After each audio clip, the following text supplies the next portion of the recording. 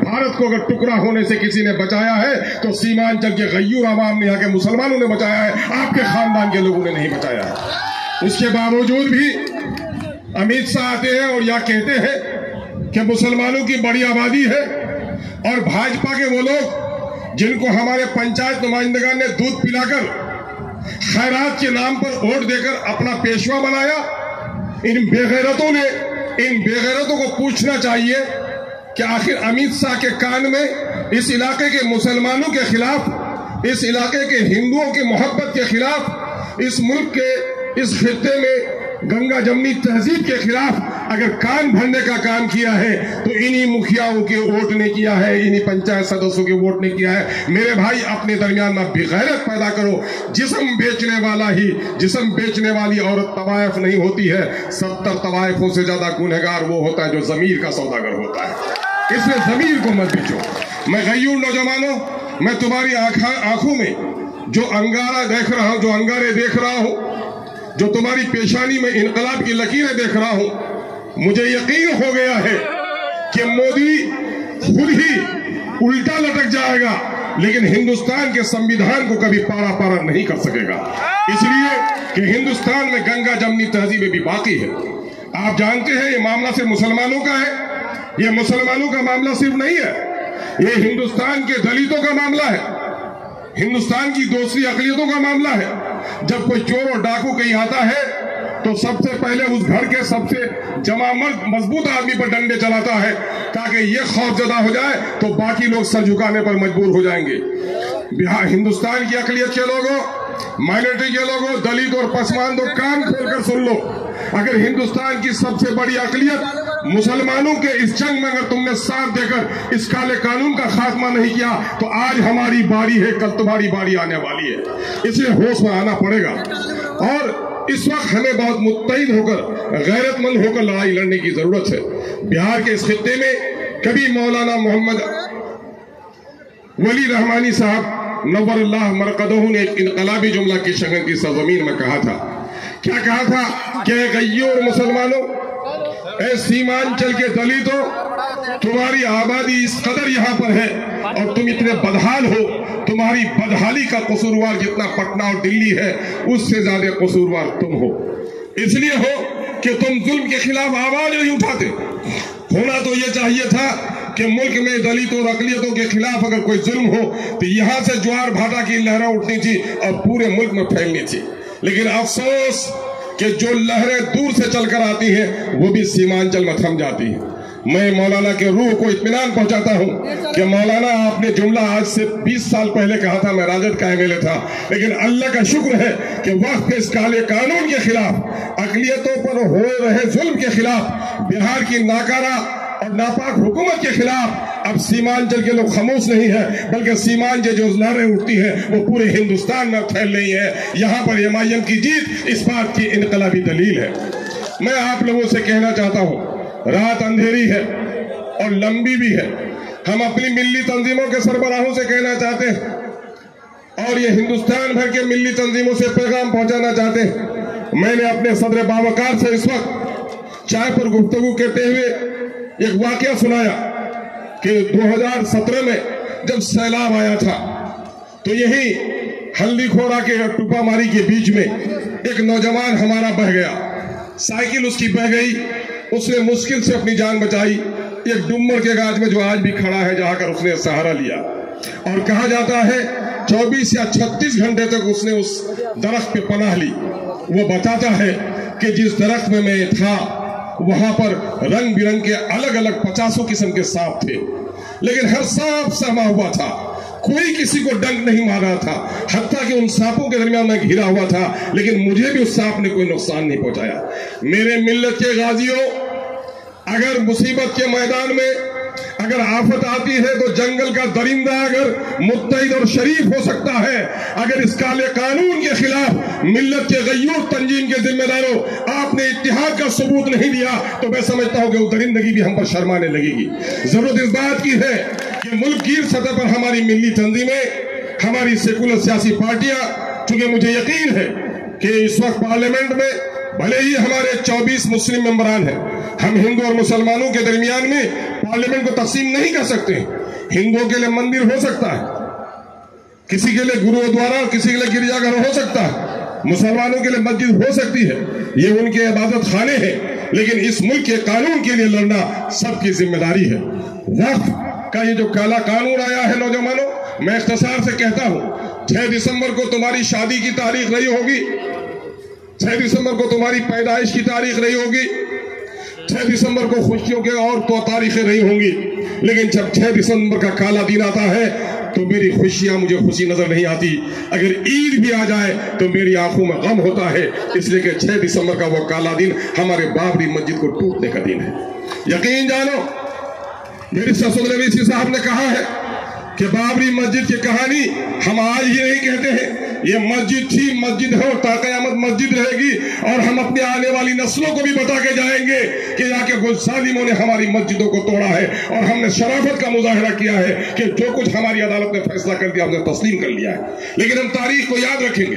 तुम एक मस्जिद पर रोते हो नौजवानों, अगर ये काला कानून नाफिजुल अमल तो 8 तारीख से कर दिया गया है, लेकिन अमली जामा अगर इसको पहनाने की कोशिश की जाएगी तो न जाने तुम्हारी कितनी मस्जिदों में ताले लग जाएंगे, तुम्हारे कितने दीनी मदारिस बंद हो जाएंगे, तुम्हारे कितने कब्रिस्तानों में तुम्हें उलझा कर रख दिया जाएगा। और 2 मामले थे। NRC का मसला था, उन्होंने कहा था कि मुसलमानों को निशाना बना रहे, लेकिन आसाम में जब मामला आया तो मुसलमानों से गैर मुसलमान फंस गए, 13 लाख गैर मुसलमान फंस गए, खेल उनका खराब हुआ। फिर उसने कहा तलाक बिल को मामला लाते हैं, अपने घर की बहू बेटी और बीवी के साथ जो इंसाफ न कर सके, गांव के दूसरे बहू बेटी की पंचायती में उस बेशरम को नहीं बोलना चाहिए। मेरे भाइयों, हमारे तलाक के नाम पर उन्होंने हमारी शरीयत पर हमला किया, लेकिन मैं मुबारकबाद देता हूं अपने उन लोगों को जो शरीयत का एहतराम करते हैं। इन्होंने कह दिया मोदी तुम्हारा कानून सलामत रहे, तुम्हारा कानून अदालतों की चाहदीवारियों में घिरा हुआ रहे, हम तो कलमा गो हैं और हमारा यकीन है कि अल्लाह की उतारी हुई आयतों के साथ जो छेड़छाड़ करता है, जो फैसला नहीं करता, वही मुनाफिक है, वही कुफ्र करता है। हम अपनी शरीयत की पासदारी करेंगे, हम अपने मुफ्ती और आलिम से अपने निकाह के तलाक के झगड़े तय करेंगे, मोदी तुम्हारे पास नहीं जाएंगे। मोदी ने जब देखा ये खेल भी खराब हुआ और मोदी सब जगह नाकाम हुआ, 15 लाख की जगह 15 पैसे नहीं दे सके, करोड़ों को नौकरी देने के वादे के नाम पर उसे पकौड़ा बेचने को नौकरी करार दे दिया, और उन्होंने महंगाई के नाम पर, पहले यही शख्स कहता था कि रुपए की कीमत घटती है तो देश की आबरू गिरवी रख जाती है, और आज देश की आबरू को उसने वहां गिरवी दिया कि तारीख में डॉलर के मुकाबले में पैसे की कीमत, रुपए की कीमत इतनी नहीं गिरी थी। इन तमाम तो नाकामियों को छुपाने के लिए मोदी ने मुसलमानों को निशाना बनाया, और मुसलमानों को निशाना बनाते हुए एक वाकया मैंने कई जगह सुना, इख्तिसार में सुना देता हूं। एक बड़े घर की बहू थी, बच्चा उनका रो रहा था और बच्चा पहल नहीं रहा था, नौकर को उसने दिया कि जाओ फूल की क्यारी की तरफ। उससे फूल की क्यारी में बच्चों को घुमाया, रंग बिरंगे फूल दिखाए, बच्चा पहल नहीं रहा था। कहा खिलौने दो, खिलौने उठा के बच्चा फेंक रहा था। उस नौकर ने देखा कि दुबली पतली बिल्ली तालाब के नजदीक खड़ी है, उसने उसे गले में रस्सी लगाया, और बच्चे अक्सर शरारत करते हैं, जब बिल्ली को डुबाने और उठाने लगा तो बच्चा खिलखिलाकर हंसने लगा। अब इस बहू की आदत हो गई कि जब भी उनका बच्चा शरारत करता, अब बच्चों को खिलौना देने की बात नहीं कहता, बल्कि अपने नौकर से कहता जा बिल्ली को जरा डुबा, बच्चा बहल जाएगा। ठीक उसी तरह से मोदी अपनी तमाम तर नाकामियों को छुपाने के लिए कुछ भी नहीं कर पाता है तो अपने मुसीरों से कहता है कि मुसलमानों को परेशान करने वाली कोई साजिश करो। चुनांचे मुसलमानों को परेशान करने के लिए उसने एक काला कानून लाया। अब जानते हो क्या होगा? यही NRC के जमाने, CA के जमाने में तहरीक चल रही थी, और उस बिल को भी अगर चाक किसी ने किया था, दूसरा किसी ने नहीं किया था, बल्कि उस बिल को भी, काले बिल को भी चाक करने का काम किया था तो सलाहुद्दीन अवैसी का बेटा बैरिस्टर सलाहुद्दीन अवैसी ने किया था। और इस काले कानून को भी चाक करके, वो सिर्फ कागज को चाक नहीं करना था, बल्कि पूरे हिंदुस्तान के गैरतमंदों को हिम्मत दिलाना था कि न करबल में, न मक्तल में, न शाह के आगे मोदी सुन ले के मुसलमान झुकता है, फकत अल्लाह के आगे तुम्हारे काले कानून के सामने मन नहीं झुक सकते। इस काले कानून की खराबी क्या होगी? CA के जमाने में अररिया से पश्चिम राशिद भाई गवाही देंगे, एक झगड़ा हुआ दलितों के यहाँ। क्या हुआ? जब पंचायती भी नशा उतर गया तो कहा क्या कहिए मालिक, अपनी जबान में बोला, हम लोग बिला वजह के दोनों भाई लड़ गए। कहा कि क्या हुआ रे? मालिक बोलते हुए शर्म आती है। बोला बोलो क्या हुआ, पंचायती तो करनी है। कहा मालिक शहर से कुछ लोग आए थे और हम लोगों के कान में बात सुनाए थे, ये जो सीए का काला कानून में मिर्ची लगाई गई है, ये मुसलमानों को बांग्लादेश और पाकिस्तान भगाने का है, और जब बांग्लादेश चला जाएगा तो ये जमीन तुम लोगों की, मकान तुम लोगों का हो जाएगा। मालिक हम लोग समझे कि ये सही है, तो मैंने कहा था अपनी बस्ती में कि ये जो भाग जाएगा तो पश्चिम वाला पक्का का मकान हम लेंगे। तो गांव का दूसरा बोलने लगा कि नहीं पक्का का मकान हम लेंगे। इसी बात में हम लोग लड़ गए थे। यकीन जानो ये वाकया ऐसा नहीं है, सच्चाई पर मबनी वाकया है। पटने में एक साहब प्रोफेसर है, वो घर अपना खेत बटाई पर दिए हुए हैं पूर्णिया के। वो कहा कि साहब मैं तो हैरत रह गया, जब मैं गाँव गया तो मुझे मेरे सामने में मेरे बटाईदार आया और बड़ी शराफत के साथ कहने लगा, सर एक बात कही मालिक माफ करी। कहा क्या मामला है? कहा कि हमरा सुनी कि आ सब बांग्लादेश चली अभी। उसी अंदाज में अपना कहा कि बांग्लादेश आप लोग चले जाएंगे। मालिक हम तो 7 बीघा जमीन जोतते हैं, ये सब जमीन किसी दूसरे को मत दीजिएगा, ये सब हमको दे दीजिएगा। ये कान भरा है मोदी ने, ये गांव गांव में जाकर कहा है इनके कब्रिस्तानों में तुम्हारा मॉल बना देंगे, इनके खानगाहों में तुमको बसा देंगे, इनकी मस्जिदों को हम तोड़वा देंगे। यही वजह है कि समाज का एक बड़ा तबका इसमें गुमराह हो गया है। लेकिन मैं अपने गुमराह भाइयों को भी कह देना चाहता हूं, यकीन जानो ये मुल्क जितना किसी के बाप की है, हमारे बाप की है, और इस मुल्क से तो हमारी वफादारी ऐसी है कि जिंदगी में इसी में सांस लेते हैं, इसी के अनाज को खाते हैं, इसी के पेट से निकले हुए पानी को भी पीते हैं, और मरकर भी इस मादर वतन से हमारी खाक कहीं जाने वाली नहीं है। हम तो वफादार लोग हैं।